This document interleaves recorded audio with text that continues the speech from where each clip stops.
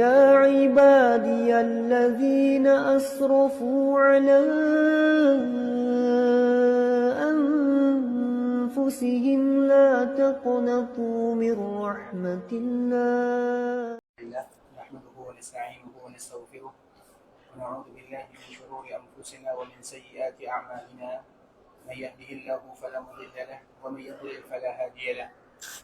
أشهد أن لا إله إلا الله وحده لا شريك له وأشهد أن محمدا عبده ورسوله لا نبي بعد. أما بعد، يا أيها الذين آمنوا اتقوا الله حق تقاته ولا تموتن إلا وأنتم مسلمون. يا أيها الناس اتقوا ربكم الذي خلقكم من نفس واحدة وخلق منها زوجها وبث منهما رجالا كثيرا ونساء واتقوا الله الذي تساءلون به والأرحام إن الله كان عليكم رقيبا. يا أيها الذين آمنوا اتقوا الله وقولوا قولا سديدا يصلح لكم أعمالكم ويغفر لكم ذنوبكم ومن يطع الله ورسوله فقد فاز فوزا عظيما. أما بعد، فإن أصدق الحديث كتاب الله وخير الهدي هدي محمد صلى الله عليه وسلم وشر الأمور محدثاتها فإن كل محدثة بدعة وكل بدعة ضلالة. Ikhwatul Islam, saudara kaum muslimin, para tetamu Allah rahimani wa rahimakumullah. Alhamdulillah, Allah Subhanahu wa taala kembali berikan kemurahan kepada kita bersama sehingga kita bisa kembali duduk di dalam masjid Rasulullah sallallahu alaihi wasallam dalam rangka mendengarkan ayat-ayat Al-Quran ataupun hadis-hadis Rasulullah sallallahu alaihi wasallam. Dan kita ingin selalu menjadi hamba yang bersyukur kepada Allah. Nikmat kita berada di kota Madinah merupakan karunia dan kasih sayang Allah kepada kita. Allah berikan kepada kita kesempatan untuk datang ke tanah haram, duduk di dalam Masjid Nabawi, bisa tawaf di Ka'bah Musyarrafah, semuanya dikembalikan kepada Allah Subhanahu wa taala. Allah yang memberikan kepada kita kekuatan, Allah yang memberikan kepada kita kemampuan, dan Allah yang memberikan kepada kita kesehatan, kesempatan untuk bisa melakukan ibadah yang mulia ini.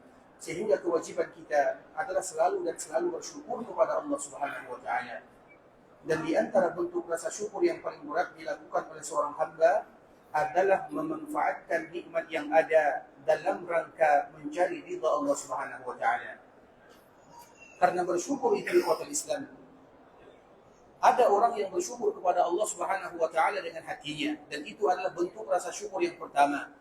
Semua nikmat yang ada kita akui bersumber dari Allah Subhanahu wa taala. Kita tidak mau termasuk ke dalam ayat yang Allah sebutkan ya'rifuna ni'matallahi tsumma yunkirunaha. Mereka tahu itu nikmat Allah kemudian mereka ingkar. Kita tidak mau yang demikian. Kemudian yang kedua, di antara bentuk kita bersyukur kepada Allah adalah senantiasa mengucapkan alhamdulillah. Wa qalu alhamdulillah wa qala alhamdulillah. Allah Subhanahu wa taala sebutkan di dalam surat Al-A'raf, sebagaimana juga Allah Subhanahu wa taala sebutkan di dalam surat An-Naml dikala bercerita tentang Nabi Daud dan Nabi Sulaiman alaihi wassalam, wa qala alhamdulillah alladzi faddalana. Kemudian ikhwatul Islam, di antara bentuk rasa syukur yang ketiga dan ini yang paling berat adalah bagaimana kita beribadah kepada Allah Subhanahu wa taala. Bersyukur dengan hati, semua kita bisa melakukannya. Bersyukur dengan kata-kata juga mudah bagi kita melakukannya. Tapi yang paling berat adalah bersyukur dengan amal ibadah. Dan ketika Allah Subhanahu wa taala menyebutkan tentang masalah bersyukur kepada Allah, poin yang ketiga, maka Allah selalu mengatakan wa qalilun min ibadiyasy syakur. Yang bersyukur itu tidak banyak. Artinya apa? Yang bersyukur, yang syukur yang sebenarnya dan yang paling berat dilakukan oleh seorang hamba adalah bagaimana beribadah kepada Allah Subhanahu wa taala. Sehingga antara syukur dengan ibadah adalah dua hal yang tidak bisa dipisahkan. Makanya doa yang selalu dipanjatkan oleh Nabi, yang semua kita hafal akan doa tersebut. Allahumma a'inni ala dzikrika wa syukrika wa husni ibadatik. Allah gabungkan antara syukur dengan ibadah. Begitu juga di dalam ayat wa'buduhu washkurulah, beribadah, bersyukur. Begitu juga di dalam doa yang lain, Allahumma inni as'aluka syukra ni'matika wa husna ibadatik. Artinya antara syukur dengan ibadah tidak bisa dipisahkan. Dan di antara bentuk kita bersyukur kepada Allah adalah bagaimana kita betul-betul beribadah, terutama jika kita berada di tanah haram Makkah dan Madinah. Kemudian salawat beriringkan salam, semoga senantiasa tercurahkan buat junjungan alam Nabi kita yang mulia, uswah dan qudwah kita bersama Muhammad bin Abdullah sallallahu alaihi wasallam, yang mana kita tidak akan melewatkan hari kecuali ada ucapan salawat kepada Nabi sallallahu alaihi wasallam. Mengucapkan salawat kepada Nabi merupakan keutamaan yang luar biasa, ibadah yang sangat mulia.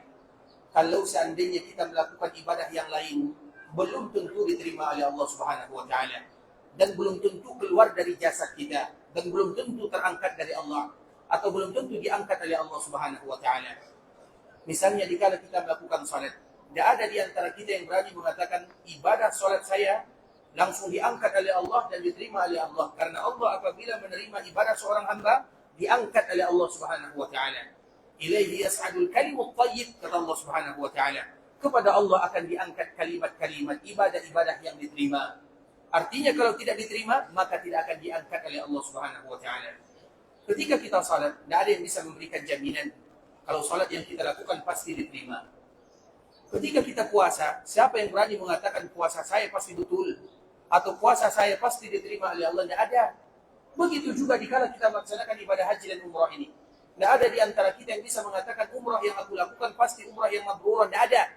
Yang ada adalah berdoa dan berharap kepada Allah. Ya Allah, jadikan ibadah kami, umrah ini umrah yang mabrurah. Salat ini salat yang diterima. Zakat ini zakat yang Engkau kabulkan dan yang Engkau terima. Itu yang bisa dilakukan oleh seorang hamba. Tapi kalau seandainya mereka mengucapkan salam dan salawat kepada Rasulullah SAW, kalimat yang keluar dari lisannya langsung diambil oleh malaikat Allah Subhanahu wa taala. Sehingga Allah Subhanahu wa taala dan Nabi-Nya menyebutkan lillahi malaikatun sayyahin. Allah itu punya tentara, punya malaikat yang banyak sekali jumlahnya. Apa tugas mereka? Tidak ada satupun mulut dan lisan yang mengucapkan salam dan salawat kepada Rasulullah SAW. Mereka langsung ambil. Bagaimana bentuknya Allahu a'lam. Intinya salam dan salawat ini yang keluar dari lisan, maka akan langsung diambil oleh malaikat-malaikat Allah Azza wa Jalla. Kemudian dibawa kemana oleh malaikat ini? Dibawa dan dihadapkan kepada Nabi SAW, disampaikan kepada Nabi. Makanya di dalam sebuah riwayat, dan ini merupakan di antara kemuliaan untuk umat Nabi, dimanapun mereka berada, sama saja. Cucu Nabi radhiyallahu ta'ala anhu menyebutkan, ma anta wa man bil Andalus illa sawa. Kamu yang berselawat di kota Madinah, atau yang kamu berselawat di daerah manapun di belahan dunia, akan sampai kepada Nabi. Kenapa demikian? Ada malaikat yang akan menyampaikan kepada Nabi kalau kita jauh. Sekarang kita berada di kota Madinah. Jarak kita hanya beberapa langkah dari Nabi SAW. Maka dengan mudah sampai kepada Nabi SAW. Kalaupun kita berada di luar sana, juga mudah sampai kepada Nabi. Karena ada petugas dari malaikat yang akan selalu membawanya. Artinya apa ikhwatul Islam? Ibadah solawat akan sampai kepada Nabi. Dan dengan itu pula lah Allah Subhanahu wa ta'ala ampunkan dosa kita. Allah angkat derajat kita. Allah berikan kepada kita pahala.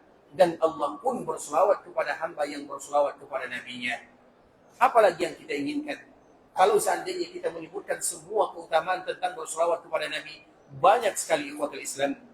Sehingga Imam Ibn Qayyim rahimahullah di dalam kitabnya Jala'ul Afham menyebutkan minimal mereka yang berselawat kepada Nabi ada 40 keutamaan yang akan mereka dapatkan. Selain tadi yang kita sebutkan, diberikan pahala, diampunkan dosa, Allah pun berselawat kepada hambanya, kemudian ditinggikan derajatnya, dikabulkan doanya, didekatkan dengan baginda Nabi yang mulia, dimudahkan langkahnya menuju surga. Banyak sekali ikhwatul Islam. Itu baru 7 atau baru 8, baru 10 yang kita sebutkan. Dan Imam Ibn Qayyim rahimahullah menyebutkan ada 40 keutamaan bagi mereka yang berselawat kepada Rasulullah sallallahu alaihi wasallam. Dan itu baru 1. Bagaimana kalau dia berselawat 1 kali, 2 kali, 3 kali? Makanya minimal kita mengucapkan salam dan selawat kepada Nabi dalam 1 hari, itu 10 di pagi hari dan 10 di sore hari. Sebagaimana yang tertera di dalam zikir pagi dan sore, ada zikir yang dianjurkan bagi kaum muslimin untuk mengucapkannya. Zikirnya langsung keluar dari lisan kita. Kemudian dibukukan oleh para ulama. Makanya nanti kalau kita cari zikir pagi dan sore, internet di media sosial banyak sekali. Dan semuanya keluar dari lisan Nabi SAW. Salah satunya adalah mengucapkan salawat kepada Nabi 10 kali pagi hari dan 10 kali di sore hari. Artinya minimal 20 kali. Kalau ada di antara kita yang kurang, maka tutupilah kekurangan tersebut dengan senantiasa mengucapkan salam dan salawat kepada Nabi kita yang mulia sallallahu alaihi wasallam. Allahumma salli ala Muhammad wa azwajihi wa dhurriyyatihi kama sallaita ala Ibrahim wa barik ala Muhammad wa azwajihi wa dhurriyyatihi kama barakta ala Ibrahim innaka Hamidum Majid. Ikhwatal Islam, saudara kaum muslimin, para tetamu Allah rahimani wa rahimakumullah. Alhamdulillah, Allah Subhanahu wa taala kembali berikan kesempatan kepada kita untuk duduk di kota Madinah, di Masjid Baginda Nabi yang mulia, sebuah masjid yang pondasinya adalah iman dan takwa kepada Allah Subhanahu wa taala. Artinya apa, ikhwatul Islam? Tidak ada seorang muslim yang mereka datang ke Masjid Nabawi kecuali dua ini akan mereka rasakan. Yang pertama keimanan dan yang kedua ketakwaan. Mengapa demikian? Karena memang fondasi Masjid Madinah atau Masjid Nabawi iman dan takwa. Ayat ini ikhwatul Islam, sebahagian para ulama mengatakan karena ayat ini berbicara tentang Masjid Quba dan masjid yang paling mulia yang ada di kota Madinah hanya dua sahaja, tidak ada yang ketiga. Masjid Quba dan Masjid Nabawi. Selain daripada dua masjid ini tidak ada kekhususan yang disebutkan oleh baginda Nabi yang mulia. Karena di kota Madinah kurang lebih ada 46 masjid yang di sana ada nilai sejarah. Nabi salat di sana, Nabi duduk di sana, Nabi bercengkrama dengan para sahabat di sana. Kadang Nabi memberikan tazkirah kepada sahabatnya juga di sana. Kalau diceritakan di kota Islam, atau kalau kita cari di kota Madinah itu ada 46 masjid. Nah, ke-46 masjid ini tidak ada kelebihannya dibandingkan dengan masjid yang lainnya, sama saja nilainya. Walaupun Nabi pernah salat di sana, kecuali di Masjid Madinah dan di Masjid Quba. Di dua masjid ini, ikhwatul Islam, ada beberapa persamaan. Yang pertama, sama-sama dianjurkan bagi kita untuk beribadah di sana. Artinya, dikala kita berada di kota Madinah, dua masjid ini tidak boleh kita lewatkan. Harus dianjurkan atau dianjurkan bagi kita pergi beribadah di dalamnya. Kemudian yang kedua, sama-sama disebut dengan pondasinya iman dan takwa. Pondasi Quba adalah iman dan takwa. Pondasi Masjid Nabawi adalah iman dan takwa. Sehingga siapapun yang beribadah di dalam dua masjid ini, maka seolah-olah mereka akan merasakan iman dan takwa. Para ulama menyebutkan, kalau seandainya ayat ini berbicara tentang Quba, la masjidun ussisa 'ala taqwa, masjid yang pondasinya iman dan takwa. Kalau Quba saja pondasinya iman dan takwa, maka pondasi Masjid Nabawi iman dan takwanya berlipat ganda dibandingkan dengan iman dan takwa yang ada di Quba. Makanya disebut dengan la masjidun ussisa 'ala taqwa. Dan itu merupakan di antara kesamaan antara Quba dengan Masjid Nabawi. Kemudian juga sama-sama dibangun oleh Nabi. Yang ketiga persamaannya sama-sama dibangun oleh Nabi. Kemudian sama-sama ada pahala yang didapatkan ketika beribadah di dalamnya. Dan yang kelima persamaannya, sama-sama dipuji penduduknya. Artinya, ikhwatul Islam, Masjid Nabawi adalah masjid yang pondasinya adalah iman dan takwa. Seolah-olah kota Madinah memberikan kepada kita keimanan atau memberikan kepada kita kekuatan takwa agar kita selalu beribadah kepada Allah Subhanahu wa taala, melakukan hal-hal yang diridhai oleh Allah Subhanahu wa taala. Dan di antara hal-hal yang diridhai oleh Allah ketika kita berada di kota Madinah adalah memanfaatkan waktu untuk bisa menambah iman tersebut dan agar kita bisa memberikan kekuatan kepada takwa yang telah dititipkan oleh Allah Subhanahu wa taala. Ikhwatul Islam, saudara kaum muslimin, kemarin kita telah menjelaskan bagaimana akhir daripada kehidupan Nabi sallallahu alaihi wasallam. Yang mana pada akhirnya Nabi sallallahu alaihi wasallam dimandikan oleh para sahabatnya, atau para sahabat ingin memandikan para Nabi sallallahu alaihi wasallam ingin dimandikan oleh para sahabatnya. Ketika mereka ingin memandikan jasad Rasulullah sallallahu alaihi wasallam yang mulia, maka mereka berbeda. Bagaimana cara kita memandikan Nabi? Apakah kita harus membuka pakaian Nabi, atau kita memandikan Nabi dan kita siram di atas pakaiannya? Mereka tidak tahu jawabannya. Kemudian dikala mereka berbeda, falamma ikhtalafu, ketika para sahabat mereka berbeda, alqallahu azza wa jalla alaihi wan-nauma hatta ma minhum rajulun illa wa dhaqnuhu fi sadri. Kemudian Allah jadikan semua para sahabat yang ada di kota Madinah, mereka semuanya mengantuk sampai-sampai dagunya menempel di dadanya. Thumma kallamahu mukallimun min nahiyatil bait la yadruna man hu. Kemudian tiba-tiba ada suara yang berada di ujung rumah ibunda kita Aisyah yang mengatakan mandikan Nabi sallallahu alaihi wasallam dengan pakaiannya. Artinya ikhwatul Islam, ketika Nabi sallallahu alaihi wasallam memakai pakaian Nabi tidak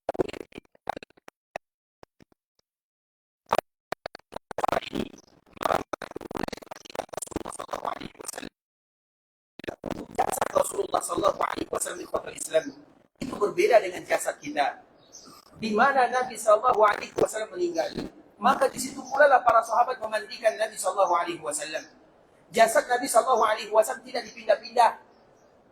Kalau kita dipindahkan jasadnya, bebas, tidak menjadi masalah. Tapi untuk Nabi sallallahu alaihi wasallam, dikala Nabi meninggal di sana, maka jasad Nabi tetap di sana. Jadi bagaimana memandikan jasad Nabi? Dibawa air ke sana, air yang dibawa ke sana. Kemudian dimandikan jasad Nabi sallallahu alaihi wasallam. Ketika jasad Nabi sallallahu alaihi wasallam dimandikan, bagaimana caranya? Pakaiannya tidak dibuka. Karena biasanya bagi kaum muslimin, kalau jasad kita dimandikan, ada alasannya untuk membersihkan kotoran, untuk membuat wewangian, dan yang semisalnya.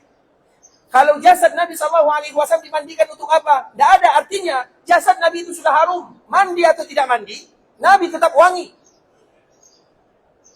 Tapi itu merupakan di antara sunnatullah. Agar kita belajar dari bagaimana cara memandikan Nabi sallallahu alaihi wasallam, itu pelajaran bagi umatnya. Nabi sallallahu alaihi wasallam tidak butuh dimandikan. Jangankan Nabi ikhwatul Islam, kalau ada orang yang syahid di jalan Allah, apakah mereka dimandikan? Dimandikan atau tidak? Itu baru syahid. Dan Nabi adalah imamnya para syuhada, imamnya para atqiya, imamnya para anbiya. Artinya ikhwatul Islam, sebenarnya Nabi tidak butuh jasad Nabi mulia. Makanya ketika para sahabat ingin memandikan jasad Nabi, tidak boleh ditanggalkan pakaiannya. Sehingga para sahabat hanya menyiramkan air di atas pakaian Nabi SAW. Tangan mereka ini tidak menyentuh jasad Rasulullah SAW secara langsung. Berarti kalau tidak menyentuh, bagaimana cara membersihkannya? Nabi tidak butuh dibersihkan jasadnya. Kalau jasad kita banyak dakinya, banyak kotorannya, banyak itunya, kita tahu itu semua. Dan itu adalah manusia biasa. Tapi kalau Nabi SAW tidak demikian.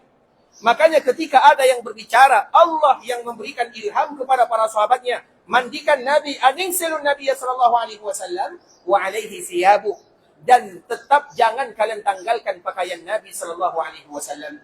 Alasan pertama, jasad Nabi tidak sama dengan jasad kita, dan sebenarnya Nabi tidak butuh dimandikan. Tapi itu merupakan di antara sunnah Nabi sallallahu alaihi wasallam kepada umatnya. Kemudian ikhwatul Islam, sebahagian riwayat menyebutkan memang Nabi sallallahu alaihi wasallam pernah berwasiat kepada Ali bin Abi Thalib radhiyallahu ta'ala anhu, ketika nanti dimandikan jangan tanggalkan pakaianku. Makanya di antara salah satu yang memandikan Nabi sallallahu alaihi wasallam adalah Ali bin Abi Thalib radhiyallahu ta'ala anhu, karena Nabi berpesan kepadanya sebelum itu, mandikan diriku dan jangan tanggalkan pakaianku. Makanya kemarin kita bertanya, siapa yang memandikan Nabi sallallahu alaihi wasallam? Siapa yang sudah tahu jawabannya? Silakan. Ali bin Abi Thalib, Al-Abbas radhiyallahu ta'ala anhu. Fadl. Siapa nama Fadl ini? Siapa dia? Anaknya Abbas. Baik. Kusam. Siapa ini Kusam? Sama. Baik. Apa lagi? Syukran. Siapa lagi? Usama. Siapa lagi?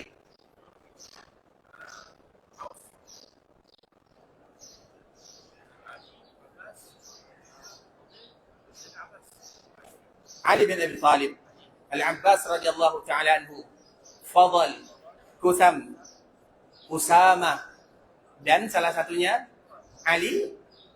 Ali sudah tadi?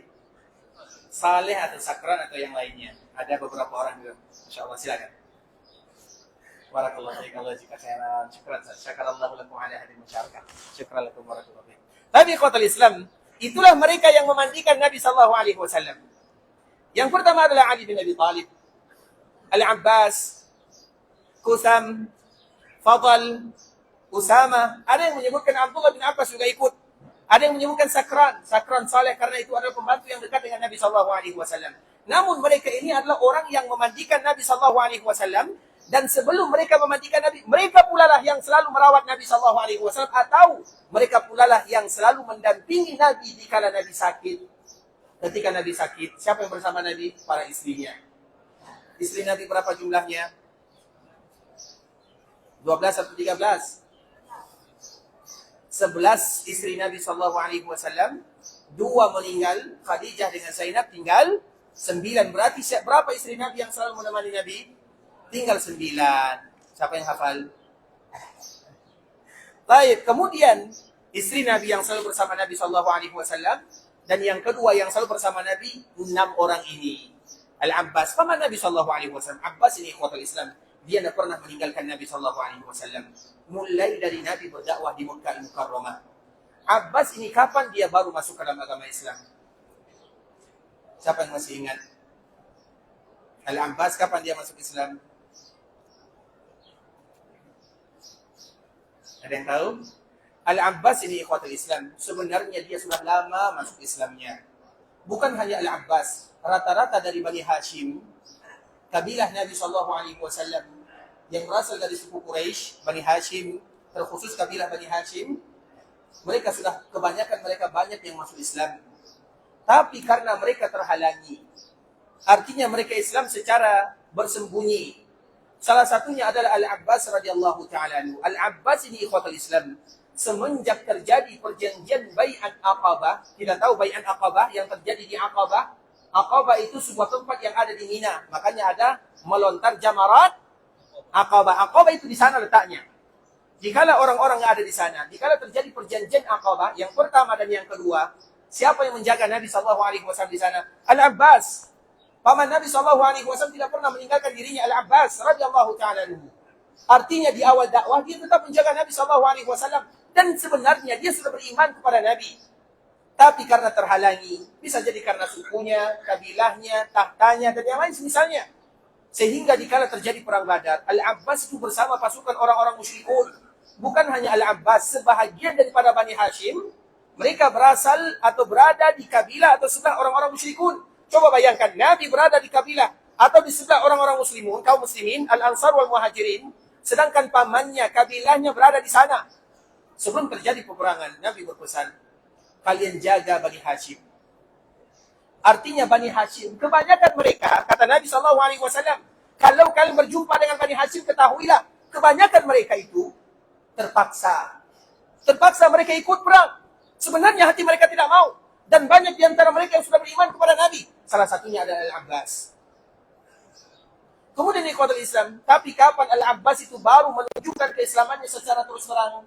Secara terus terang ikhwatul Islam. Sebelum terjadi, ada yang menyebutkan tahun ke-6, ada yang menyebutkan tahun ke-7. Sebelum terjadi Fathu Makkah, Al-Abbas ini ingin meninggalkan Makkah, ingin berhijrah ke kota Madinah. Kemudian dikala dia ingin berhijrah ke kota Madinah, dia sudah melakukan perjalanan. Maka dia termasuk orang yang mendapatkan nilai daripada pahala hijrah. Dan hijrah itu ikhwatul Islam. Kapan disebut dengan hijrah? Hijrah disebut dengan hijrah sebelum terjadi Fathu Makkah. Setelah terjadi Fathu Makkah, tidak ada lagi yang namanya hijrah. Semua yang hijrah sebelum terjadi Fathu Makkah disebut dengan muhajirin. Tapi mereka yang datang ke kota Madinah setelah Fathu Makkah tidak lagi disebut dengan muhajirin. Habis kata-kata muhajirin. Mengapa demikian? Setelah Makkah dikuasai oleh kaum muslimin, apa gunanya lagi melaksanakan ibadah hijrah? Tidak ada. Yang tinggal adalah bagaimana mereka memperdalam agama dan menutupi kekurangan yang ada. Sebelumnya, sebelum terjadi Fathu Makkah, kemudian ada orang yang hijrah, karena tidak satupun mereka yang hijrah ikhwatul Islam, kecuali mereka ada perjuangan di sana. Berat perjuangan hijrah, tidak mudah. Kita contohkan misalnya, sahabat Suhaib Ar-Rumi. Sahabat Suhaib ini ikhwatul Islam, dia ingin hijrah. Dihalangi oleh orang-orang Makkah. Karena hartanya banyak. Kemudian orang Makkah mengatakan, tidak mungkin kamu wahai Suhaib, kamu tidak berasal dari Makkah. Kemudian kamu berniaga di Makkah, kamu mendapatkan harta di Makkah. Tiba-tiba kamu ingin meninggalkan Makkah begitu saja. Tidak mungkin wahai Suhaib. Akhirnya Suhaib memberikan inisiatif. Dia mengatakan, bagaimana kiranya kalau kalian ambil semua hartaku, aku tinggalkan di Mekah, aku sebutkan kepada kalian, mana rumahku, mana tanahku, mana harta yang aku simpan, ambil semuanya. Tapi dengan syarat biarkan aku pergi ke Madinah. Orang-orang Quraisy dikala mendengarkan kalimat ini, memang harta yang mereka cari. Kemudian akhirnya Suhaib pun melangkah meninggalkan Mekah menuju Madinah tanpa membawa apa-apapun, tanpa membawa harta, kecuali pakaian yang melekat di badannya, kemudian perbekalan dalam melakukan safar. Itu yang dia bawa. Siapa di antara kita yang bisa melakukan demikian? Tidak ada ikhwatul Islam. Sesampainya Suhaib ini di Madinah, apa kata Nabi? Rabihal bai' ya Aba Yahya. Rabihal bai'.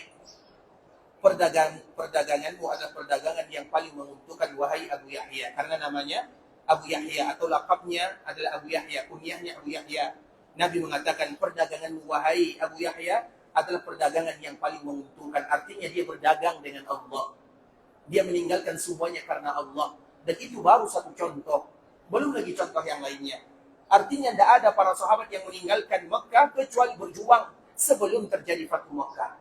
Tapi setelah terjadi Fathu Mekah, tidak ada lagi karena Mekah sudah berada di bawah genggaman atau di bawah kekuasaan Rasulullah sallallahu alaihi wasallam. Makanya disebutkan la fatha la hijrata ba'dal fatah. Tidak ada lagi yang namanya istilah hijrah setelah terjadinya Fathu Mekah. Artinya ikhwatul Islam, Al-Abbas radhiyallahu ta'ala anhu, sebelum terjadi Fathu Mekah, dia sudah keluar dari Mekah, berarti dia terhitung sebagai orang yang hijrah di jalan Allah Azza wa Jalla. Namun di perjalanan dia berjumpa dengan Nabi. Kebetulan Nabi SAW juga ingin melakukan perjalanan ke Mekah untuk melakukan jihad atau yang kita kenal dengan Fathu Mekah. Akhirnya dia pun pergi bersama Nabi SAW ke Mekah. Dia sudah keluar membawa iman dan agama. Nabi SAW mengucapkan kalimat La ilaha illallah Muhammadur Rasulullah dengan secara terus terang. Sebelumnya dia sembunyikan, sehingga dia mendapatkan keutamaan orang yang hijrah. Kemudian dia pun akhirnya pergi kembali ke kota Mekah bersama Nabi. Dan di sana terjadi Fathu Mekah. Dan Al-Abbas inilah yang mengajarkan Abu Sufyan apa kalimat yang harus diucapkan kepada Nabi SAW. Karena dikala terjadi Fathu Mekah, ikhwatul Islam, orang-orang Mekah, kalimat apa yang harus mereka ucapkan pertama kali? Kekuatan mereka tidak ada.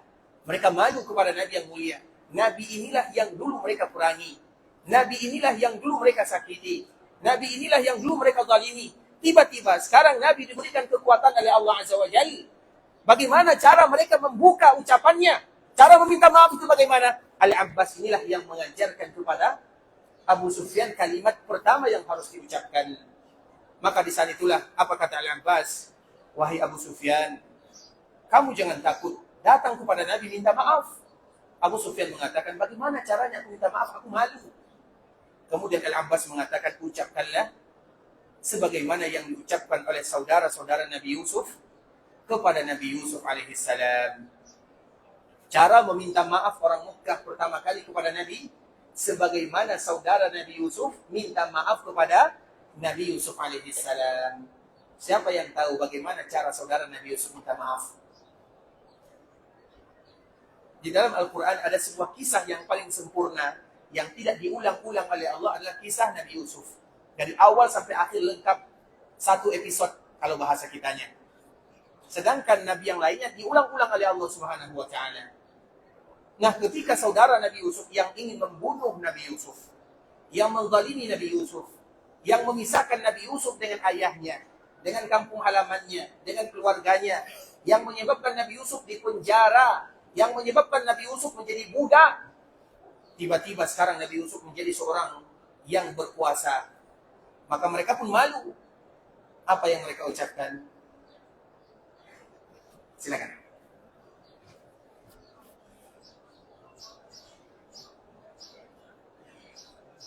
Wa in kunna la kha. Baik, karena nengok Google, nengok HP, nengok Quran, baik, apa artinya? Qalu tallah laqad asaraka Allah alaina wa in kunna lafatiin. Orang yang melakukan kesalahan, Masya Allah, silakan, Masya Allah, barakallahu fiik. Silakan, Masya Allah, barakallahu fiik. Syakarallahu lakum wa hafizakumullah. Itulah yang diucapkan oleh Nabi Yusuf, oleh saudara Nabi Yusuf alaihi salam, ketika mereka malu kepada Nabi Yusuf. Mereka malu bagaimana mereka cara mengucapkan minta maafnya. Karena kalimat ini sama. Syukran, hafizakumullah, barakallahu fiik, Allah jika barakallahu fiik, Allah jika. Apa kata Nabi Yusuf? Apa kata saudara Nabi Yusuf? Qalu tallahi laqad asarakallahu alaina wa in kunna lakhatiin. Wahai Yusuf, demi Allah, Allah telah memberikan kepada kamu kelebihan dibandingkan dengan kami. Dan kami ini adalah orang-orang yang mengaku kesalahan yang pernah kami lakukan. Tidak ada lagi jalan keluar. Kalau mereka tidak mengaku, mereka tidak minta maaf, Nabi Yusuf punya kuasa. Mudah bagi Nabi Yusuf untuk membalasnya. Tapi apakah demikian akhlak para Nabi dan para Rasul? Tidak sama sekali, demi Allah. Mereka adalah orang yang paling pemaaf. Yang diucapkan oleh saudara Nabi Yusuf kepada Nabi Yusuf, itu pula lah yang diucapkan oleh Abu Sufyan kepada Nabi. Sama ceritanya. Karena mereka masih keluarga. Apa hubungan Abu Sufyan dengan Nabi? Siapa yang tahu? Siapa? Siapa mertua Nabi? Abu Sufyan. Siapa yang dinikahi oleh Nabi? Sofia, Masya Allah. Silakan. Masya Allah. Warakallahu fiik. Syakarallahu lakum. Syukran ya. Masya Allah. Syukran, barakallahu. Bukankah Sofia anak seorang Yahudi? Bukankah Sofia anaknya Huyai bin anak seorang Yahudi yang selalu memusuhi Nabi? Berarti jawabannya salah. Siapa? Ummu Habibah. Ummu Habibah. Dan Ummu Habibah ini ikhwatul Islam adalah seorang istri yang dinikahi oleh Nabi SAW. Kalau bahasa kerennya, bahasa kitanya, secara online. Apa hukum menikah dengan online? Boleh atau tidak? Misalnya ada kawan-kawan di sini ingin nikah online nih. Misalnya pasangannya tidak ada di sini, mertuanya juga nggak ada. Diteleponlah online, video call, kemudian mereka nikah, sah atau tidak? Apa dalil sahnya? Jawab saja. Pernikahan Nabi dengan siapa? Ummu Habib. Silakan, Masya Allah. Yang penting sah ya. Itu yang penting. Tapi ikhwatul Islam, artinya Ummu Habibah adalah kasih ya, Masya Allah, sehat salia, Masya Allah. Artinya ikhwatul Islam, Nabi SAW menikah dengan Ummu Habibah.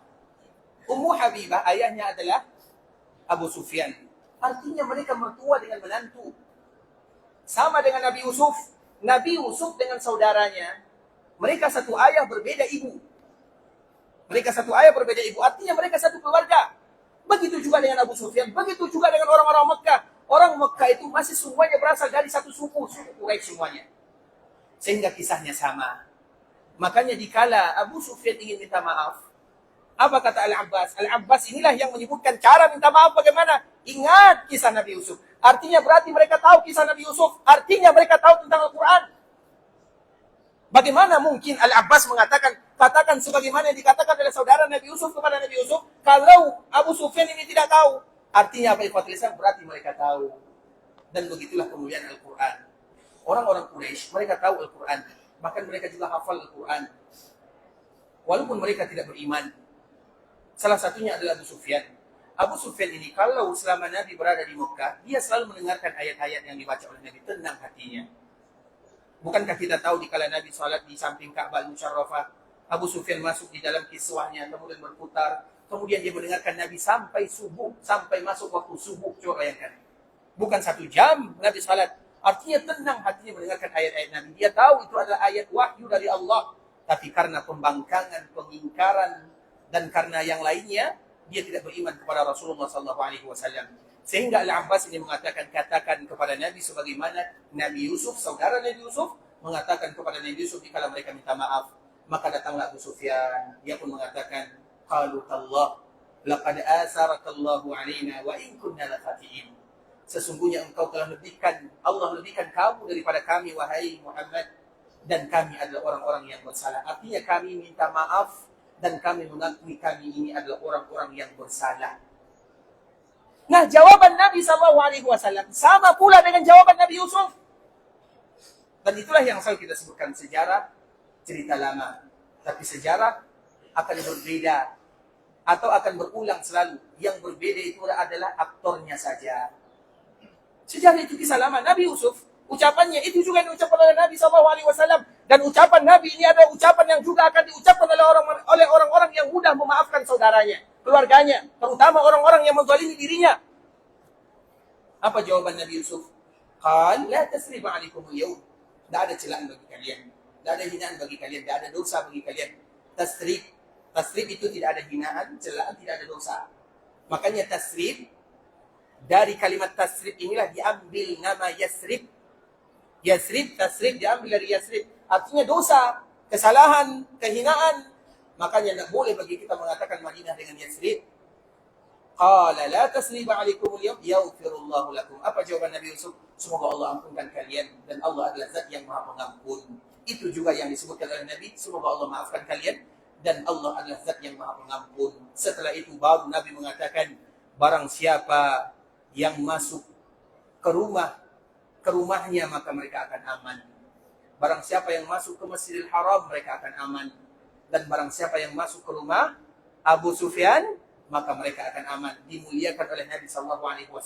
Padahal tidak ada gunanya masuk ke rumah Abu Sufyan kalau masuk ke rumah sendiri lebih aman. Apa gunanya masuk ke rumah Abu Sufyan? Kalau masuk ke rumah sendiri aman. Kalau masuk ke Masjid Nabawi aman. Nabi ingin mengangkat namanya. Sehingga dia yang tadinya adalah orang yang paling memusuhi Nabi dan agama, dia pula lah yang selalu membela Nabi SAW.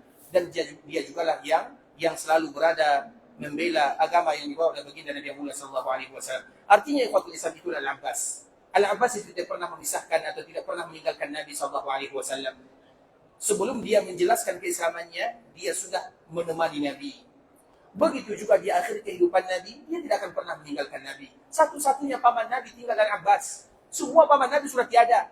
Sehingga sebagian para ulama mengatakan Al-Abbas itu bagian daripada keluarga Nabi atau yang kita kenal dengan Ahlul Bait. Kalau ada di antara kita yang berbicara tentang Ahlul Bait itu yang pertama dari keluarga Hasan, dari keluarga Husain, dan juga dari keluarga Al-Abbas. Makanya kalau kita lihat mereka yang berasal dari keturunan Hasan, maka ada nama terakhirnya Al-Hasani. Kalau ada yang berasal dari Husain, Al-Husaini. Kalau ada yang berasal dari Al-Abbas, Abbasi. Artinya mereka dimasukkan ke dalam bagian daripada keluarga Nabi. Kalau Al-Abbas tidak dimasukkan dalam keluarga Nabi, lantas siapa lagi akan menjadi keluarga Nabi SAW? Paman Nabi semuanya sudah tiada.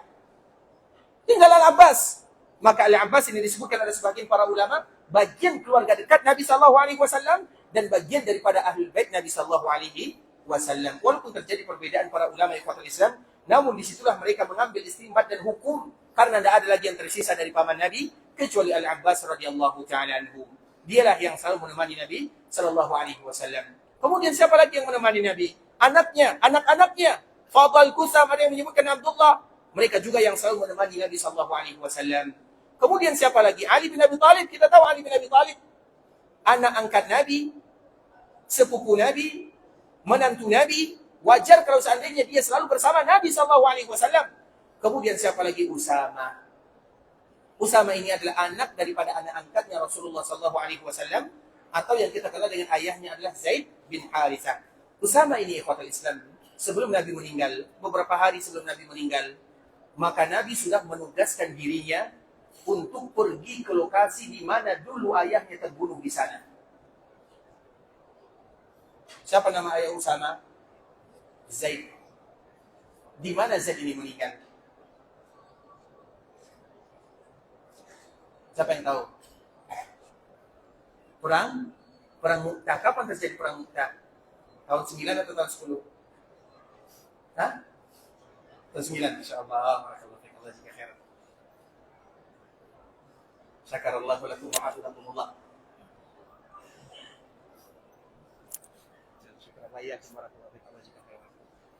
Tapi salah lagi ya.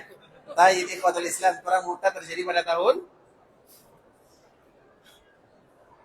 8. Kapan 8 itu? Setelah Fatu Makkah, sebelum Fatu Makkah? Setelah Fatu Makkah, Masya Allah. Barakallahu jika khairan. Sudah sadar ya salah ya. Barakallahu jika khairan. Ikhwatul Islam, saudara kaum muslimin, sebelum Fatu Makkah. Nah, perang Mu'tah ini ikhwatul Islam, peperangan yang sangat indah. Kenapa indah? Bagaimana kemuliaan yang diberikan oleh Allah Subhanahu wa taala kepada kaum muslimin. Jumlah kaum muslimin hanya 3.000 orang sahaja. Jumlah musuh berapa? 120.000 lebih. Ya nak ya? Siapa mengatakan 120 nak? Ustaz bilang. Silakan nak. Barakallahu fiik. Artinya ikhwatul Islam, coba bayangkan 3.000 orang saja. Kasih nak ya, insyaallah. Allah jaga. Artinya ikhwatul Islam, 3.000 berbanding 120.000, sulit bagi kita membayangkan bagaimana cara kita membayangkan 3.000 orang saja. Sehingga pasukan yang dikirim oleh Nabi SAW tidak pernah berjumlah banyak. Yang paling banyak itu ketika terjadi perang atau Fatu Makkah baru 10.000. Kemudian dikala terjadi perang Hunain baru 12.000. Itu yang paling banyak. Setelahnya berapa? 3.000, 4.000. Itu pasukan Nabi. Pasukan musuh 120.000. Banyak sekali. Itu bercampur antara Arab dengan orang Roma. Orang Arab yang bukan Islam dan orang Roma yang ada di sana. Karena Syam pada waktu itu mereka yang menguasainya. Kemudian diutus Zaid. Dan Nabi tahu Zaid ini akan meninggal. Maka Nabi mengatakan, kalau Zaid ini meninggal, kemudian Nabi meneteskan air mata. Artinya Allah yang memberitahukan, kalau Zaid ini meninggal, maka gantikan oleh Ja'far. Ja'far itu siapa? Ja'far itu sepupu Nabi. Baru datang pada tahun ke-7 Hijriah. Baru bersua dengan Nabi. Karena dia berada di Habasyah. Kemudian dia datang ke kota Madinah. Orang yang paling sama dengan Nabi SAW. Sama mirip. Karena dia sepupu Nabi SAW. Tiba-tiba dia diperintahkan oleh Nabi untuk menjadi pemimpin. Kalau Zaid meninggal, maka dipimpin oleh Ja'far. Dan Nabi tahu Ja'far juga akan meninggal. Kalau Ja'far meninggal, digantikan oleh Abdullah. Dan Nabi tahu Abdullah juga akan meninggal. Kalau mereka bertiga ini meninggal, maka silahkan kalian pilih pemimpin di antara kalian. Artinya Nabi tahu 3 orang ini akan meninggal. Dan memang betul ikhwatul Islam. 3 orang ini dipanggil oleh Allah Subhanahu wa taala di Mu'tasana. Di daerah Syam, dekat dengan Syam, di sana terjadi peperangan. Peperangan yang luar biasa, 3.000 berbanding 120.000. Tapi tahukah kita berapa kaum muslimin yang meninggal? Hanya berapa? Terlalu banyak seperti itu kan? Hanya 12 orang saja. Yang ratusan bahkan ribuan itu adalah orang-orang yang ada di sana. Artinya peperangan yang dahsyat, bagaimana Allah berikan kemenangan kepada kaum muslimin. Nah, Zaid ini ikhwatul Islam meninggal di sana. Nabi sebelum meninggal memerintahkan kepada Usama, pergilah kamu berangkat ke tempat ayahmu dulu syahid. Karena masih banyak orang di sana. Orang-orang yang ingin menentang agama Allah Subhanahu wa taala. Sehingga Nabi perintahkan kepada Usama, berangkat kamu ke sana. Kemana? Ke tempat ayahmu dulu. Sehingga Nabi SAW, Usama pada waktu itu ikhwatul Islam masih kecil. Belum genap 20 tahun. Kemudian maka ada sebahagian suara dari sahabat Nabi. Dan ini adalah detik terakhir Nabi SAW. Sehingga ini termasuk di antara salah satu wasiat Rasulullah SAW kepada para sahabatnya yang harus mereka jaga. Artinya, Usama itu masih kecil. 20 tahun apa yang bisa dilakukan oleh anak yang berumur 20 tahun. Dan dia memimpin pasukan besar. Di bawahnya ada Umar, di bawahnya ada Ali, di bawahnya ada Utsman, di bawahnya ada Abu Bakar Siddiq. Namun Usama ini, dikala sudah mempersiapkan pasukan, maka Nabi sakit. Ketika Nabi sakit, dia mengundur keberangkatannya. Takut nanti terjadi apa-apa. Padahal mereka sudah melakukan gerakan. Dan banyak suara-suara yang didengarkan dari sebagian sahabat Nabi. Bagaimana Usama jadi pemimpin? Masih ada orang-orang yang mulia di bawahnya. Apa kata Nabi SAW? In tat'anu fi imaratihi. Kalau seandainya kalian melecehkan kepemimpinan Usama, berarti sama saja kalian melecehkan orang tuanya. Dan tidak mungkin ada di antara sahabat yang melecehkan Zaid. Zaid itu anak angkat Nabi. Satu-satunya sahabat yang apabila kita baca namanya, kita dapat 30 pahala. Siapa tahu apa alasannya? Masya Allah. Ini pertanyaan yang mudah tapi sulit ya. Karena nama Zaid satu-satunya nama sahabat yang ada di dalam Al-Quran. Di surah apa? Surah Al-Ahzab. Di dalam surah Al-Ahzab ini ikhwatul Islam. Falamma qada Zaidun minha watar. Artinya ada. Kalau kita sebut Zaid, berarti sama kita membaca ayat Al-Quran. Dan satu huruf dari ayat Al-Quran 10 kebaikannya. Zaid itu ada 3 huruf di dalamnya. Berarti 30 kebaikan. Artinya coba bayangkan bagaimana mulianya Zaid. Kalau kita sebutkan namanya, maka kita dapat pahala dengannya. Zaid. Sehingga tidak ada di antara mereka yang berani melecehkan Zaid. Zaid itu anak angkat Nabi. Anak yang pernah disandarkan namanya kepada nama Nabi. Zaid bin Muhammad.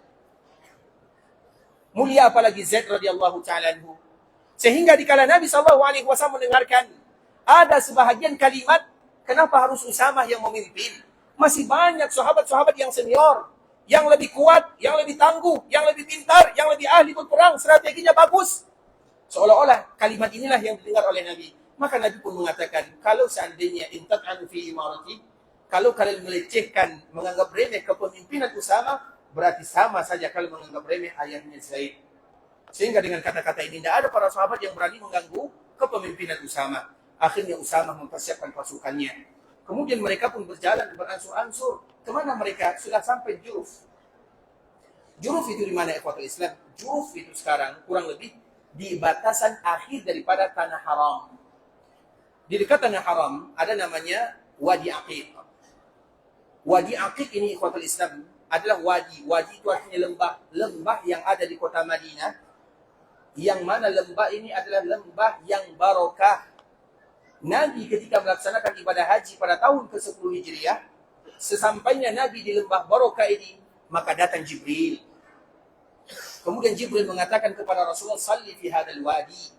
Salatlah kamu di lembah ini, karena lembah ini adalah lembah yang barokah. Dan lembah ini ikhwatul Islam sekarang posisinya itu pas di depan Universitas Islam Madinah.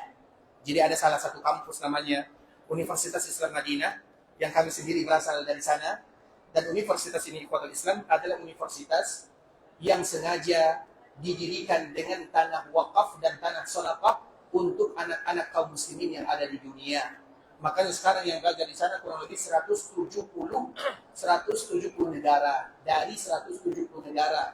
Kalau orang luar belajar di sana, free, gratis, bahkan dikasih bonus. Tapi kalau orang sini yang belajar ke sana, mereka bayar. Mulia apalagi mereka dan apa yang telah mereka korbankan. Kalau kami yang belajar di sini, itu semuanya diberikan, semuanya. Semuanya diberikan. Tiket pulang pun diberikan. Tapi kalau orang sini, orang Arab sini dia belajar di sana, maka mereka harus bayar. Asrama pun mereka harus bayar. Begitulah mereka memuliakan orang-orang yang dari 170 negara ini. Dan nanti kalau seandainya ada di antara kita yang ingin berjalan, mana sih Wadi Aqiq yang disebutkan oleh Ustadz di Masjid Nabawi? Maka nanti kita tanya, dia berada di depan kampus Universitas Islam Madinah. Karena itu ada bagian batasan daripada tanah haram. Batasan tanah haram itu, Al-Madinatu harbun ma baina airin ila Thawr. Dari Bukit Air sampai Bukit Thawr. Kemudian ada lembah Wabrah dan lembah Waqid. Nah, salah satu lembah di sana, disitulah Wadi Aqiq, dan di situ adalah wadi yang barokah. Dan di situ Nabi diperintahkan untuk melaksanakan sholat di sana, dan di situ pula akhir daripada tanah haram. Nah, di dekat situ pasukan Usamah. Jika mereka sampai di sana, mereka tidak lanjut melaksanakan atau melakukan perjalanan atau tidak melanjutkan perjalanan. Kenapa tidak melanjutkan perjalanan? Karena Usamah tidak melanjutkan perjalanan. Akhirnya pasukannya mungkin berada di sana untuk beberapa waktu, sedangkan Usamah kembali menemani Rasulullah Sallallahu Alaihi Wasallam. Maka terundurlah pasukan ini yang tadi diperintahkan oleh Nabi Sallallahu Alaihi Wasallam. Karena Usamah tidak tenang berangkat di kota Islam. Bagaimana dia tenang berangkat? Meninggalkan Nabi dalam keadaan sakit. Meninggalkan Nabi SAW dalam keadaan yang dibutuhkan orang-orang yang tercinta mendekati dirinya. Dan Usamah itu adalah orang yang paling dicintai oleh Nabi. Sehingga dia disebut dengan hubbu Rasulillah. Nama Usamah itu adalah hubbu Rasulillah. Apa arti hubbu? Kekasih Nabi SAW. Sayang Nabi kepadanya. Sayang sekali. Sehingga kalau ada orang yang melakukan kesalahan, kalau mereka ingin minta maaf kepada Nabi, maka mereka datang dulu kepada Usamah. Misalnya ada pelanggaran.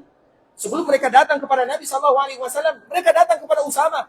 Wahai Usamah, tolong datang kepada Nabi, sebutkan kepada Nabi. Kenapa harus datang kepada Usamah? Karena mereka tahu kalau Usamah yang berbicara kepada Nabi akan mudah diterima oleh Nabi SAW. Artinya begitulah kedudukan Usamah. Sehingga dikala dia diperintahkan oleh Nabi SAW pergi ke tempat ayahnya yang dulu wafat di sana, maka Usamah bergerak mengumpulkan semua pasukan yang ada. Tapi terhenti langkahnya ketika Nabi SAW sakit, dan dialah orang yang tidak pernah meninggalkan Rasulullah SAW. Makanya Usamah ini ikhwatul Islam adalah orang yang selalu menemani Nabi SAW. Al-Abbas, kalau anaknya wajar, Fadl Qusam itu adalah anaknya. Ali bin Abi Thalib menantunya. Usamah juga orang yang paling dia sayangi. Mereka inilah yang menemani Nabi, dan mereka ini pula lah yang memandikan Nabi SAW. Kemudian di ikhwatul Islam, ketika mereka ingin memandikan Nabi SAW, bagaimana cara mereka memandikannya? Nabi wafat. Di tempat Nabi wafat, maka mereka ambil air ke sana. Kemudian mereka siramkan jasad Nabi yang mulia sallallahu alaihi wasallam. Ali bin Abi Thalib radhiyallahu ta'ala anhu merangkul Nabi sallallahu alaihi wasallam seolah-olah dipeluknya Nabi sallallahu alaihi wasallam atau kepala Nabi sallallahu alaihi wasallam dirangkulnya, dada Nabi dipeluknya seperti ini dari belakang.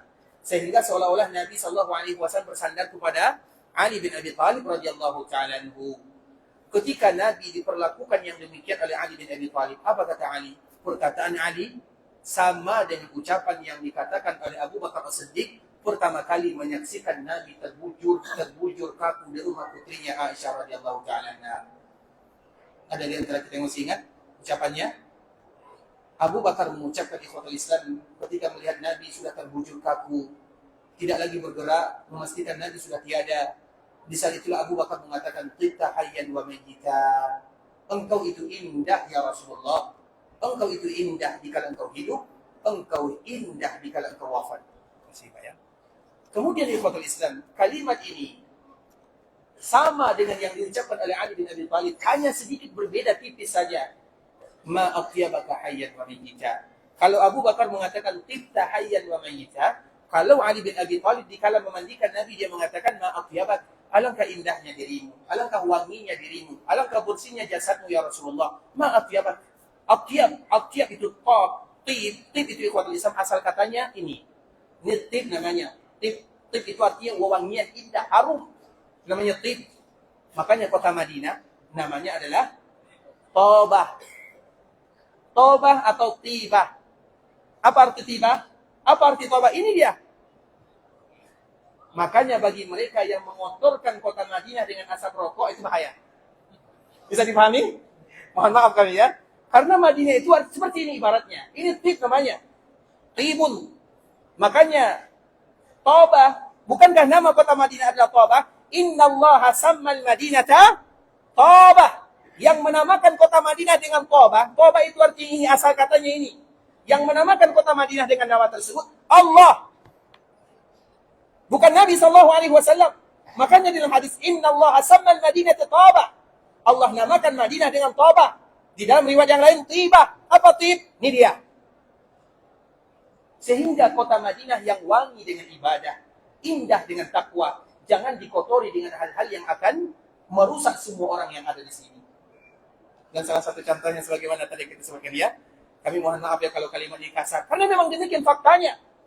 Itulah tib, itu asal tib. Madinah disebut dengan Tobah, Madinah disebut dengan Tibah. Nah itu juga lah kalimat yang digunakan oleh Ali bin Abi Thalib. Ma atyabak. Alangkah indahnya, alangkah wanginya, alangkah aroma yang begitu harum dirasakan oleh para sahabat Nabi SAW ketika mereka memandikan Rasulullah SAW. Sehingga dia mengatakan ma atyabaka hayyan wa mayyita. Sambil dia memegang Rasulullah SAW. Ali tugasnya memegang Nabi. Dan dia mengatakan alangkah indahnya dirimu ya Rasulullah. Dikala engkau hidup, engkau indah, sempurna. Dikala engkau wafat, engkau juga sempurna. Kemudian Al-Abbas dan anaknya, mereka yang menyiramkan air di atas tubuh Nabi SAW adalah Usama. Kemudian Al-Abbas dan anaknya, mereka yang membersihkan jasad Nabi di atas pakaian Nabi, karena Nabi mandikan tidak dibuka bajunya, tidak dibuka pakaiannya, sehingga mereka hanya sekedar memandikan Nabi SAW. Karena Nabi SAW bersih, indah, harum, semerbak indah sekali Nabi SAW. Sehingga Nabi tidak perlu dimandikan, sehingga hanya sekedar mereka menyiramkan air, kemudian dibersihkan jasad Nabi SAW dari baju Rasulullah SAW. Kemudian setelahnya ikhwatul Islam, tentunya mereka memandikan merupakan momen yang terharu mereka dengannya. Ali bin Abi Thalib tidak bisa menahan air mata, namun terpaksa selalu memegang Nabi SAW. Yang lain menyiramkan air, yang lain mengusap Nabi SAW, dan mereka inilah yang memandikan Rasulullah. Mereka juga yang menjaga Rasulullah SAW. Kemudian ikhwatul Islam, setelah Nabi SAW dimandikan, maka tugas yang kedua adalah mengkafankan Rasulullah SAW. Kemudian dikala Nabi dikafankan, Nabi tetap berada di tempatnya. Nabi juga tidak dipindahkan. Jadi ini perbedaan lagi antara Nabi dengan kita bersama. Kemudian para ulama sebahagian yang mengatakan ikhwatul Islam, bagaimana Nabi SAW dikafankan? Ada yang menyebutkan Nabi dikafankan karena Nabi tidak boleh dibuka pakaiannya. Kalau seandainya dimandikan, Nabi tidak boleh dibuka pakaiannya. Kalau dikafankan, apakah boleh dibuka pakaian Nabi Sallallahu Alaihi Wasallam? Tentu juga tidak demikian. Karena ilatnya, alasannya untuk menjaga aurat Nabi Sallallahu Alaihi Wasallam, untuk menjaga kesempurnaan Nabi Sallallahu Alaihi Wasallam. Makanya kalau ada di antara kita yang dikafankan dengan baju misalnya, boleh atau tidak? Tanggung jawab ya, mengatakan tidak. Nah, kemarin kita pernah bercerita ikhwatul Islam, satu hari atau yang sebelumnya, ada sahabat ketika Nabi diberikan hadiah baju baru. Kemudian Nabi ini memakai bajunya, baju yang berasal dari daerah Yaman, baju indah untuk Nabi. Nabi memakai baju apa indah? Kemudian dikala Nabi memakai baju ini, baru saja Nabi pakai, baru dipakai oleh Nabi. Kemudian Nabi keluar, tiba-tiba ada sahabat, ya Rasulullah berikan baju untukku. Baru dipakai oleh Nabi. Allahu Akbar. Kalau kita pun ada di samping itu, apa yang kita ucapkan kepada sahabat ini? Baru dipakai oleh Nabi. Dan Nabi memakainya karena butuh. Ada orang yang memakai pakaian tidak butuh. Artinya kalau diberikan, masih banyak pakaiannya. Dan itu biasa. Tapi ada orang yang memakai pakaian, dia butuh. Artinya kalau dihilang pakaiannya, diambil oleh orang lain, maka dia kembali kepada pakaian lamanya. Tidak ada lagi pakaian yang indah. Itulah Nabi SAW. Sehingga sahabat ini mengatakan, ya Rasulullah berikan pakaian baju ini untukku. Kemudian Nabi baru saja mendengarkan kalimat ini, langsung kembali masuk ke rumahnya. Ketika Nabi masuk, Nabi kembali menukar pakaian lama, kemudian melipat pakaian yang baru, dihadiahkan, dan memberikan kepada sahabat yang tadi meminta. Allahu Akbar. Sehingga sahabat yang lain jengkel kepada sahabat yang minta ini. Kenapa kamu minta? Padahal Nabi memakainya karena keperluannya. Dan kamu juga tahu Nabi itu tidak pernah menolak permintaan. Kalau ada sahabat yang meminta, tidak mungkin Nabi menolaknya. Di antara sifat mulia Nabi yang tidak pernah ada duanya, Nabi la yaruddu sa'ila. Tidak pernah Nabi menolak permintaan. Itu Nabi Sallallahu Alaihi Wasallam. Sehingga sahabat ini mengatakan alasannya. Karena sahabat yang lain marah. Maka dia pun mengungkapkan alasannya. Aku ingin kalau seandainya aku wafat, aku dikafankan dengan baju yang pernah menyentuh kulit Nabi Sallallahu Alaihi Wasallam. Bagaimana dengan jawaban yang tadi? Yang mengatakan tidak boleh. Boleh atau tidak? Boleh tidak dikafankan dengan baju? Boleh atau tidak? Nah, sudah berubah nih fatwa. Nabi Sallallahu Alaihi Wasallam mengatakan, kafankan orang yang meninggal di antara kalian dengan 3 lapis. Berarti tidak ada yang lain. Berarti jawabannya tidak boleh. Yang mana nih yang boleh atau tidak boleh? Boleh atau tidak boleh? Ya kata Islam, saudara kaum muslimin, insyaallah besok kita sambung ya. Tentunya indah bagi kita rasanya untuk mengetahui tentang sejarah Nabi Sallallahu Alaihi Wasallam, perjuangan dan pengorbanan Nabi Sallallahu Alaihi Wasallam, terutama bagaimana kehidupan Rasulullah Sallallahu Alaihi Wasallam. Ikhwatul Islam, ada sebuah kitab yang semoga memberikan manfaat. Mungkin secara fisik kami tidak bisa membagikan, tapi secara sekarang terutama media sosial mungkin mudah bagi kita untuk menerimanya. Ada sebuah kitab yang tidak terlalu tebal, 500 halaman lah, pas lah untuk baca 1 hari 2 hari. Judulnya Perjalanan Dakwah dan Sejarah Hijrah. Artinya tentang sejarah Nabi Sallallahu Alaihi Wasallam, sejarah yang paling singkat. Karena biasanya kitab sejarah itu tulisan tebal, tidak ada sejarah yang tipis. Bagaimana mungkin setipis mungkin? Tidak mungkin sejarah Nabi hanya dalam 100 halaman, tidak mungkin.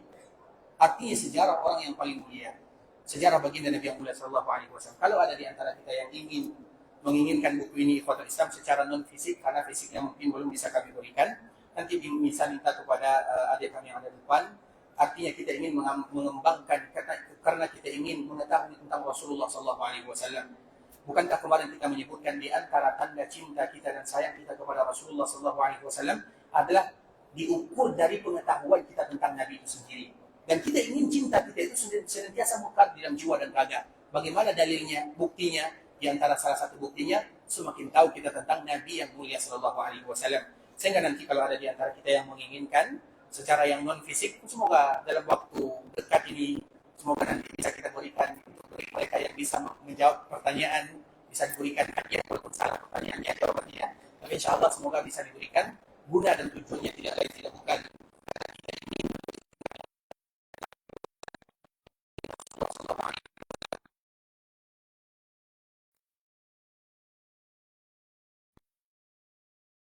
mempelajari, mengetahui, dekat dengan Nabi SAW.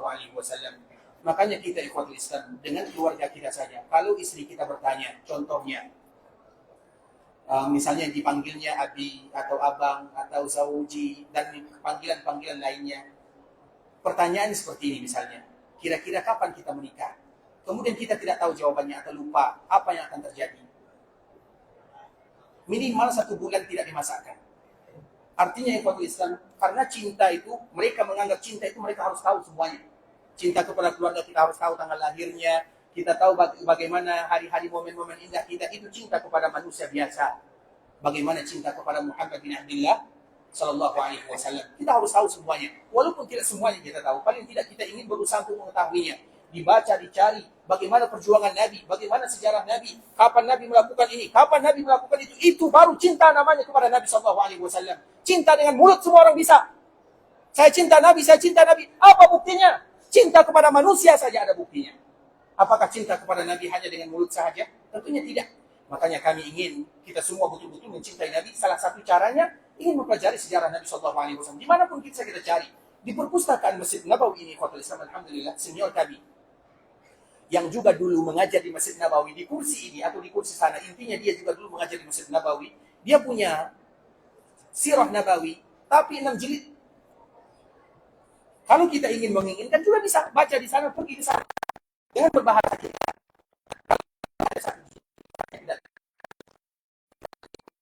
Paling tidak ada di bawah.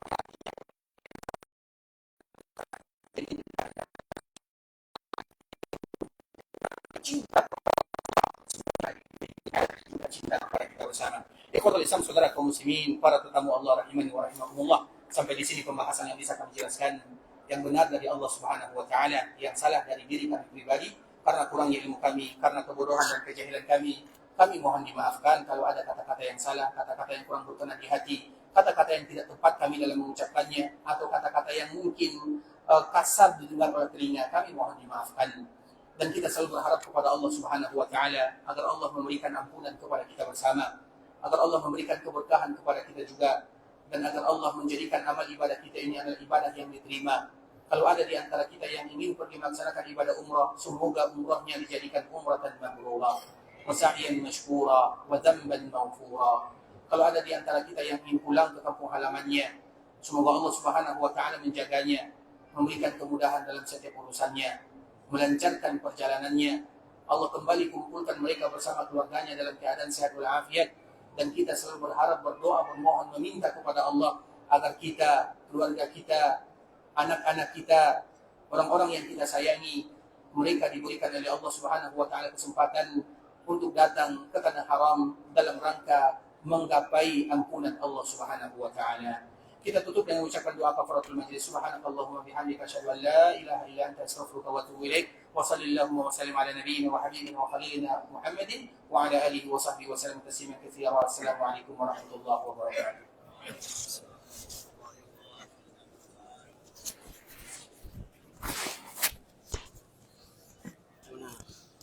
Belajar ya? Iya, ini terus dulu kok. Ada ujian loh, hari Senin.